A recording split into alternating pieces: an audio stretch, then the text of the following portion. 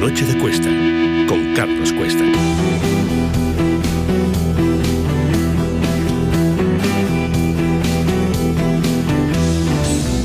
Muy buenas noches. ¿Qué tal, Carlos? Muy buenas noches, por decir algo. Bueno, luego hablaremos de la enésima avería de Renfe. Esto ya, de verdad. Óscar Puente es el que dice que vivimos el mejor momento del tren. El mejor momento de nuestra historia. Del tren de vida que lleva él, debe ser. Bien.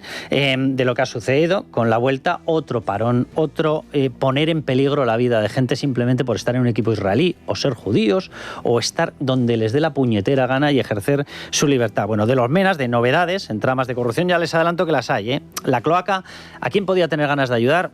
Apuestas anda al separatismo cargando contra los guardias civiles que les investigan. A lo mejor es porque necesita el separatismo Pedro Sánchez. Cosas que pasan, ¿verdad? Pero bueno, tenemos más actualidad, tenemos mucho más, aparte del año judicial. Adelante. Bueno, el solemne acto de apertura del año judicial daba comienzo, Carlos, pasadas apenas unos minutos de las 12 del mediodía, en un salón de plenos del Tribunal Supremo, en el que la nota dominante eran los rostros serios de jueces y fiscales. El rey de España y el fiscal general del Estado, Álvaro García Ortiz, el primero imputado de la historia de nuestro país, entraban juntos a dicho salón ofreciendo esa imagen que las principales asociaciones judiciales, además de los vocales conservadores del CGPJ, habían llamado a evitar. García Ortiz era el primero en tomar la palabra, visiblemente nervioso, bebía agua y arrancaba su discurso tal que así. Soy plenamente consciente de las singularidades procesales, de las singularidades circunstancias que mi intervención tiene en este momento, en este acto. Si estoy aquí como fiscal general del Estado es porque creo en la justicia y en las instituciones que la conforman. Creo en el Estado de Derecho, en la independencia del Poder Judicial, en los principios de legalidad y de imparcialidad y, por supuesto, también en la verdad. Si está ahí es porque es la marioneta de Pedro Sánchez y Pedro Sánchez lo necesita para seguir controlando a los fiscales de los casos de corrupción que acosan al PSOE, Gobierno y a todo el entorno familiar de Sánchez. Punto final. Pero ojo, Carlos, porque después de los innumerables escándalos protagonizados por el fiscal general del Estado, amén de esa filtración de los correos del novio de Ayuso, Álvaro García Ortiz todavía se permitía el lujo de pedir respeto. Hago un humilde llamamiento para reclamar el máximo respeto a la función de la Fiscalía Española. Lejos de ser una caricatura sumisa al poder establecido que algunos tratan de proyectar, la Fiscalía Española es la mejor salvaguardia para la ciudadanía y el Estado de Derecho. Y al que no lo borro, ¿no? Le ha faltado decir. Eso es. Y como él, según nos dice, es la mejor garantía para la salvaguarda del Estado de Derecho, no ha tenido reparos, Carlos, en aprovechar la ocasión para reclamar para sí las instrucciones, que se aparten los jueces incómodos y déjenme a mí. Celebro las iniciativas y proyectos legislativos desplegados para fortalecer y modernizar la justicia española y también los tan reclamados y ansiados proyectos que se encuentran en ciernes. Por ello, vuelvo a reclamar desde este solemne foro la cristalización de una nueva ley de enjuiciamiento criminal que atribuya la dirección de la investigación al Ministerio Fiscal. Mientras hablaba el fiscal, caras largas, muchos magistrados de brazos cruzados y algunos hasta mirando la hora, Carlos, porque hay que decir que el discurso del fiscal general ha durado 30 minutos de reloj. No ha habido plantón como tal, ni tampoco ha abandonado la sala a ningún magistrado, pero los escasos y breves aplausos han dejado constancia del malestar existente en la judicatura. ¿Y qué ha pasado con la presidenta del Consejo General del Poder Judicial? Pues que ha hecho un discurso que a unos les habrá gustado más, a otros menos, pero en el que desde luego yo creo que no se ha dejado nada por decir. Primer mensaje al presidente del Gobierno. Resultan totalmente inoportunas y rechazables las insistentes descalificaciones a la justicia provenientes de poderes públicos. Tal forma de proceder, además de contradecir la recomendación europea, socava de forma directa la confianza en la justicia al tratar de influir negativamente en la consideración ciudadana de los jueces. Estas descalificaciones son impropias de un Estado de Derecho avanzado. Segundo mensaje, mucho más directo si cabe. Los jueces y magistrados no obedecemos órdenes ni instrucciones de nadie en el ejercicio de nuestra función. Y tercero, pide respeto, pero no como el que pregonan de boquilla para luego atacar a jueces con nombre y apellidos. Este respeto no es una fórmula retórica. Exige que no se nos presione, que no se nos condicione, que no se erosione la credibilidad de los tribunales con juicios de oportunidad política o de cualquier otro tipo. Si falta un poder judicial independiente, desaparece el propio Estado de Derecho. Ahora, tampoco nos dejemos engañar por, no digo por ella, por Isabel Perelló, sino por la apariencia de un discurso fuerte, porque ayer lo mencionábamos en la tertulia. El discurso es bueno, el discurso es fuerte, pero el Consejo General del Poder Judicial está literalmente fraccionado por la mitad.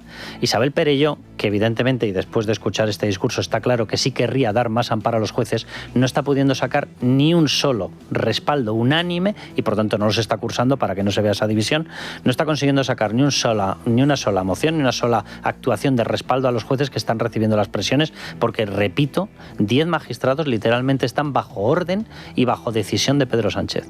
Bueno, las palabras se las lleva el viento, ¿no? Bueno, ya saben que el gran ausente en este acto solemne de apertura del año judicial ha sido por voluntad propia, eso sí, y como él mismo había anunciado, el líder del Partido Popular, Alberto Núñez Feijóo. Una ausencia que hoy ha vuelto a criticar la portavoz del Gobierno, Pilar Alegría. Una falta de respeto absoluta, no solamente a este Gobierno, sino fundamentalmente al Poder Judicial, también a la Casa Real y me atreveré a decir al país en su conjunto, porque esto nunca, jamás había sucedido.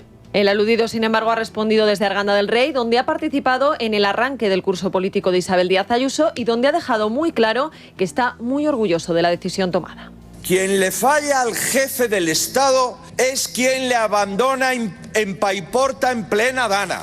Y quien le falla al jefe del Estado es que tenga que estar sentado al lado del fiscal procesado. El hecho de que Feijóo haya elegido compartir escenario con la presidenta de la Comunidad de Madrid tiene además un gran simbolismo por cuanto el fiscal general del Estado está imputado precisamente por la filtración de los correos de su pareja. Ayuso le ha dado las gracias a Feijóo y ha dicho lo siguiente. Que el fiscal general del Estado hable a quienes le van a juzgar es una profunda falta de respeto a la justicia. Que el fiscal general del Estado participe en este acto cuando está procesado, lo que indica es lo que le importa el Poder Judicial y los ciudadanos a este Gobierno. Ahora que a estas alturas tengamos que aguantar supuestas lecciones del Gobierno de respeto, ha dicho Pilar Alegría, al país. Podrían pronunciar la palabra España, que va a ser toda una novedad. Antes, su querido presidente se ponía delante de un banderón de 300 kilómetros cuadrados. Oye, era para conseguir voto, claro, cuando no había hecho todo lo que ha hecho contra España.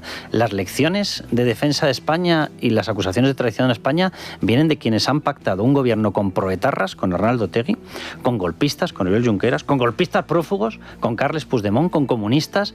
Estas son las lecciones. Estos son los que dan lecciones, los de la amnistía, los del indulto, los de la condonación de la deuda, los de los ataques a jueces. Esto es respetar España. ¿Y cómo van a pronunciar la palabra España, Carlos, si luego tienen una reunión con Puigdemont y esconden las banderas, ¿no? En fin, tal vez ustedes se pregunten dónde estaba hoy Pedro Sánchez. Ha viajado hasta la provincia de León para visitar una de las zonas arrasadas por los incendios este verano. Ajeno a toda esta polvareda, el presidente del Gobierno se limitaba a seguir abogando hoy por un pacto de Estado por el cambio climático. O el pacto de Estado contra el terrorismo yihadista lo hagamos también en relación con la emergencia climática.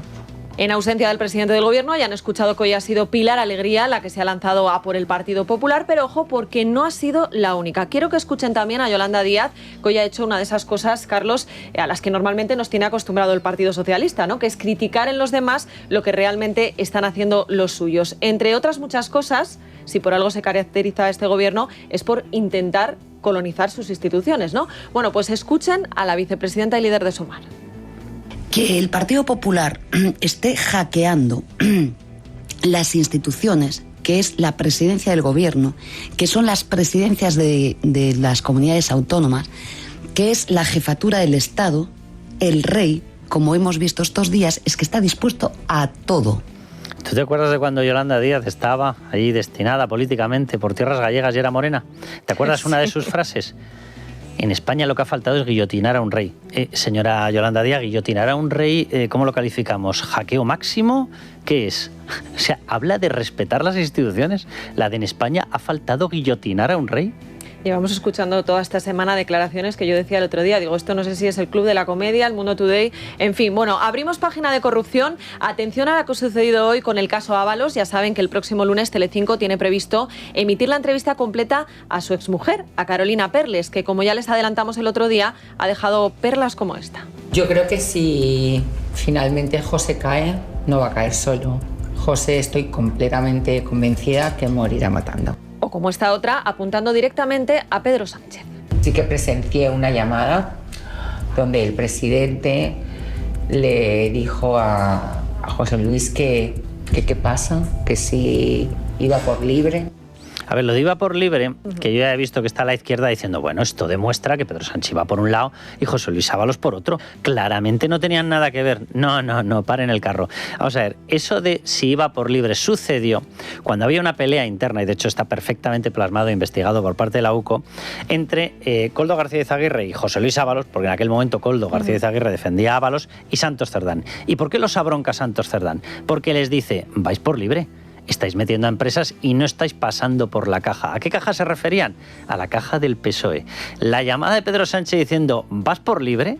La gran pregunta que despierta es la de, ¿estaba metido en el ajo de la financiación ilegal presunta un tal Pedro Sánchez? Pues esa es la pregunta que deberá responder la investigación. Bueno, yo recordaba estos audios de la exmujer de Ábalos, de Carolina Perles, Carlos, porque este mediodía saltaba la noticia de que el exministro había solicitado al juez que llamase a declarar a su exmujer por esta entrevista. ¿Qué es lo que ha pasado? Pues que poco después su abogado ha rectificado y ha anunciado que va a renunciar a esta diligencia. Simplemente dice, quiere hacer constar que las revelaciones que ha empezado a emitir Telecinco no cuentan con las garantías procesales, que Perles pretende llevar a cabo un juicio paralelo contra él, desvelando documentación sensible y conversaciones personales, y por tanto, dice, no deben ser tenidas en cuenta en la investigación. Yo no sé cómo lo interpretas tú esto, pero yo creo que más de uno, y uno muy concretamente, seguro que el lunes va a estar muy pendiente de esa entrevista, ¿no? Sí, yo estaré, sí. Pero fíjate, yo no sé qué es lo que va a contar del todo. Lo que sí que sé es que el argumento de Ábalos no es que se caiga, es que se derrite. Vamos a ver, si la información es importantísima, lo que tiene que hacer precisamente es darlo. Y si va a dar información sensible, mire, señor mío, pues hace lo que hace todo el mundo. Se espera escucharla y una vez escuchado, si quiere, interpone una acción judicial y se acabó esta historia. Por eso digo que yo no sabía muy bien cómo interpretar esto, pero que desde luego lo que están generando con todo esto es mayor repercusión, si cabe, de esa entrevista. Por lo demás, hoy hemos sabido que el juez Peinado planea más citaciones, además de las de Begoña Gómez y su famosa asesora, Cristina Álvarez, ambas previstas para el próximo miércoles, y que por tanto ha pedido a todos los abogados que les faciliten su disponibilidad para que no vuelva a haber problemas como los que planteó el abogado de la mujer del presidente. Pidió que le cambiasen el día, recordarán, porque tenía otra citación. Además, desvelamos en Libertad Digital una nueva reunión de la cloaca que se centró, atención, en atacar al jefe de la Guardia Civil que investigó el golpismo, al teniente coronel Basilio Sánchez Portillo. Carlos. Sí, vamos a ver, la cloaca lleva operando desde más tiempo que el que tiene como referencia directa las actuaciones para salvar a Pedro Sánchez de todas las causas que lo rodean. Y cuidado, porque esta noticia, es decir, si ya estaban operando y se utilizaba para ayudar al separatismo, a lo mejor puede responder, lo digo, porque tienen una inquina a la Guardia Civil que es una cosa enloquecida. Y si ayudaban al separatismo para anular investigaciones, yo quiero recordar que se removió al comandante que estaba llevando la investigación en el caso inicial, que no fue el último del juez Aguirre, en el caso inicial en el que se investigaban las conexiones entre un tal Vladimir Putin y Carles Puigdemont. De hecho, consiguieron para ese caso, por eso hubo un segundo caso. Pero al responsable de la Guardia Civil, de momento lo apartaron del caso. Habrá que mirar y habrá que investigar si esto también tuvo algo que ver. Luego abordaremos este asunto en nuestra tertulia, pero vamos con más cosas, porque hoy seguimos pendientes de las averías y retrasos de Renfe. Parece que de momento los trenes vuelven a circular con normalidad en las estaciones de Atocha y Chamartín, y digo parece porque, bueno, en vista de cómo están las cosas, podemos tener otra avería en cualquier momento. Pero quiero que escuchen el hartazgo de los ciudadanos que han vivido el caos de las últimas horas. Me he levantado diciendo, Dios mío, que no pase nada, por Dios. Que estamos cada 2x3 todos los días con problemas, retrasos. Ya sabemos lo que es el señor Puente y el socialismo. ¿Cómo se nota que no viaja él? El ministro es un personaje digno de estudio, igual que su jefe. Va a ser un desastre tremendo por falta de inversión, por falta de presupuesto y por dedicarse el ministro a hacer tweets. Bueno, pues a pesar de la realidad que viven a diario pues todas estas personas, el ministro Óscar Puente sacaba pecho ayer a pesar de todo, pero eso sí nos advertía de que nos esperan todavía 2 o 3 años más de incidencias, ahí es nada, por el cambio de trenes. Escuchen a la consejera de Economía y Hacienda de Andalucía, Carolina España. A lo mejor es que hay que pagar demasiados chantajes y privilegios al independentismo y no hay dinero para lo realmente importante que son los mantenimientos de nuestro transporte ferroviario. Bueno, de eso vamos a dar alguna noticia, ¿verdad? Sí, eso iba a decir. Efectivamente, a lo mejor el problema es que el dinero no va donde tiene que ir y si no, Carlos, hay esa noticia que llevamos en Libertad Digital. La quita de deuda catalana casi duplica la inversión anual en trenes de Sánchez y Puente. Oye, estaba yo recordando, evidentemente esta es una de las causas. Cuando tú dedicas el dinero que nos roban a todos los españoles con un saqueo fiscal como no habíamos tenido nunca, lo dedicas a granjear los apoyos al presidente del gobierno con separatistas, con proetarras, etcétera, evidentemente no te queda para las cosas de verdad, para las cosas de comer. Pero cuidado con otra historia. Yo recuerdo una información que publicamos en Libertad Digital en la que una de las personas de Adif es el gestor de las infraestructuras ferroviarias, le comunicaba a su jefe, Misó Miranda, que de hecho está imputado en la causa, y le comunicaba y le decía, mira, tengo 785 efectivos, en términos de recursos humanos son personas, que no sé qué hacer con ellos porque no los tengo en la contabilidad de pago de sueldos. Si no los tienes en la contabilidad es que los tienes fuera. 785 enchufados. ¿Pero cómo va a funcionar esto? Pues cómo va a funcionar, esa es la pregunta. Y seguimos con otros asuntos porque un día más las protestas contra Israel han interrumpido la vuelta. Viene esos 6 kilómetros increíbles. Bueno, pues ahí ya parece que hay un corte para la carrera, intentando apartar a estos espectadores que están protestando. Bueno, lo acaban de escuchar, otra protesta pro-palestina ha frenado esta tarde a los escapados camino del Angliru en la etapa reina de la Vuelta, aunque efectivos de la Guardia Civil han logrado actuar rápidamente para retirar a los manifestantes y que la carrera pudiera seguir adelante. Luego en nuestra tertulia les vamos a contar quiénes están realmente detrás de estas protestas, que ya les adelanto que son los proetarras de siempre, y le vamos a preguntar a Daniel Portero por un nombre propio, el Dibón Meñica. Escuchan a Isabel Díaz Ayuso. Es curioso que los más violentos, los etarras, son precisamente los que más lo jalean porque intentan blanquearse a través de esas lecciones. Ellos no están para dar lecciones. Nadie quiere violencia, pero ellos, como mínimo, deberían taparse un poco. Pues no, son los que jalean, los que organizan esos pogromos contra judíos, contra israelíes, aunque no tengan nada que ver. Y hay que decir que ahora mismo lo que preocupa a Carlos es precisamente Madrid, a donde llegará la vuelta el próximo sábado, día 13. Mientras tanto, ya saben que ayer el ministro de Exteriores, José Manuel Álvarez, abogó directamente por la expulsión del equipo Israel Premier Tech, petición a la que también se ha sumado la ministra portavoz Pilar Alegría desde los micrófonos de Televisión Española. Los organismos que tienen competencia para tomar esa decisión, Comité Olímpico Internacional, en este caso es la UCI, que es el organismo responsable internacional de ciclismo, pero me da igual, cuando se produjo la invasión de Rusia sobre Ucrania, se actuó de una manera inmediata y desde luego no comparto que en este caso no se haya tomado esa misma decisión. Esa doble vara de medir, desde luego yo no la comparto. Miren, en el País Vasco cada día mandan más quienes ya mandaban hace tiempo, ¿verdad? Los herederos de ETA. Va a llegar a Madrid, efectivamente, la vuelta el sábado, día 13. Lo digo literalmente. Esa persona que hemos visto que va llamándonos a todos racistas, que dice que quienes llevamos banderas de España en la muñeca hemos hecho menos por España que Bildu. Sí, me refiero al delegado del gobierno imputado, Francisco Martín. Cuando llegue la vuelta a Madrid, Madrid es el gran escaparate mediático. Como veamos lo mismo, la responsabilidad, la culpa será de los animales, obviamente, de los antisemitas, de los proetarras y demás, pero la responsabilidad del orden público será de Francisco Martín. La dotación de los medios de seguridad depende de él. Si aquí ocurre lo mismo, si se vuelve a poner en peligro la vida de ciclistas por sentirse lo que les dé la gana, israelíes, judíos, lo que les dé la puñetera gana, España tiene que ser un país de libertad. Punto final. Si ocurre algo, la responsabilidad es de Francisco Martín. Lo digo porque ya venimos de una violación en el centro de Hortaleza por un MENA, ¿vale? Una niña de 14 años, y va y resulta que 4 o 5 días después de decirnos a todos que estábamos poco menos que ladrando y no teníamos ninguna razón porque somos todos racistas, ha puesto 10 policías delante. Con esos 10 policías delante, si los hubiese puesto antes, si hubiese violado a esa niña, complejo, ¿verdad? Complicado, ¿verdad? Bien, pues lo digo por anticipado. Si el sábado, día 13, cuando llegue a Madrid la Vuelta Ciclista a España, ocurre algo, señor Francisco Martín, la responsabilidad será suya. Por cierto, que sobre este asunto de los MENAs hay que comentar varias noticias, Carlos, porque recordar a nuestros oyentes que nos dijeron que el pasado domingo 2 encapuchados habían intentado atacar a los MENAs de ese centro por los discursos de odio, decían ellos, que estaba difundiendo la ultraderecha. Pero es que, y aquí la noticia, según OK Diario, 5 días después sigue sin haber detenidos. No sé si nos sorprenderán con que efectivamente sí lo ha habido o no, pero de momento la noticia es esa. Nos dijeron que 2 encapuchados habían intentado atacar a los MENAs y a a día de hoy no hay detenidos. Además, hoy hemos sabido que según la memoria anual de la Fiscalía, casi 6.000 menas llegaron a España en 2024, un 21,7% más que el año anterior. La mayor parte, unos 1.800 procedentes de Marruecos. Mientras tanto, el Tribunal Supremo ha admitido a trámite el recurso de Baleares contra el reparto de menas. Así lo ha anunciado el gobierno de Margarita Proens, que considera la orden del gobierno profundamente perjudicial para los ciudadanos de las islas. Ya saben que en este reparto tan equitativo y tan consensuado no entra Cataluña. ¿Por qué?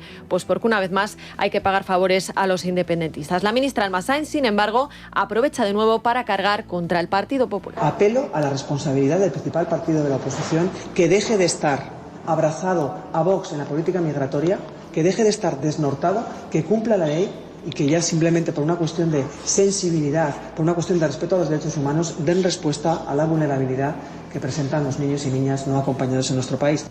Por hablar de abrazos, el Masai se abrazó a los proetarras para conseguir su cartera de ministra de Seguridad Social. Era la responsable local del Partido Socialista en Pamplona y fue una de las intervinientes para entregar Pamplona a los proetarras. No nos hable de abrazos, ¿eh? Pero déjenme que vayamos a unos datos. Frontex, ¿vale? El control, la institución que controla las fronteras en toda la Unión Europea. Los datos del semestre, el primer semestre de 2025, muestran que, mientras que ha caído en toda la Unión Europea la entrada de inmigrantes ilegales en un 20%, en la ruta del Mediterráneo, las rutas marítimas y la ruta atlántica que toca España, ha crecido un 19%. ¡Qué casualidad! Bien, vámonos al dato de incremento de la entrada de menas, un 21,7%. Señores míos, tanto hablar y tanto dar lecciones, ¿qué tal si miran un poco lo que está haciendo Meloni? Porque ¿saben lo que nos está ocurriendo? Que somos el punto débil de entrada. El resto están tomando medidas, el resto no son democracias, el resto son todos racistas, según ustedes, todos al otro lado del muro, todos fachas, la fachosfera. Bueno, pues el resto están consiguiendo controlarlo. Nosotros no. Algo falla, ¿no? ¿No se llama esto efecto llamada?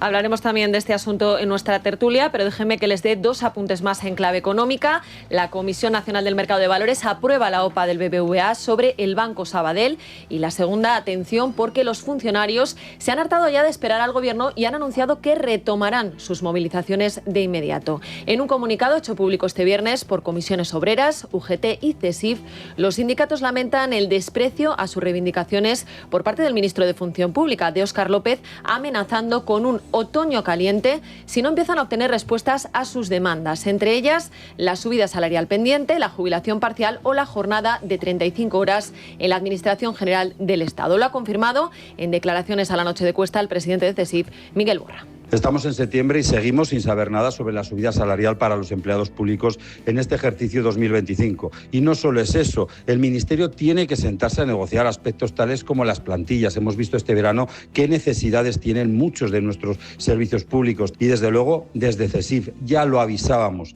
a finales del mes de junio. Si el Ministerio no nos llamaba a negociar y rápido, nosotros retomaremos las protestas en la calle. Mire, simplemente otro dato económico. Yo creo que hablaba el otro día y daba el dato de las empresas que hemos perdido desde la llegada de Pedro Sánchez. Estaban por encima de 50.000. Pues ya hay actualización. Bien, ya hemos pasado las 60.000. En lo que llevamos de año hemos perdido todos los españoles unas 6.000 empresas.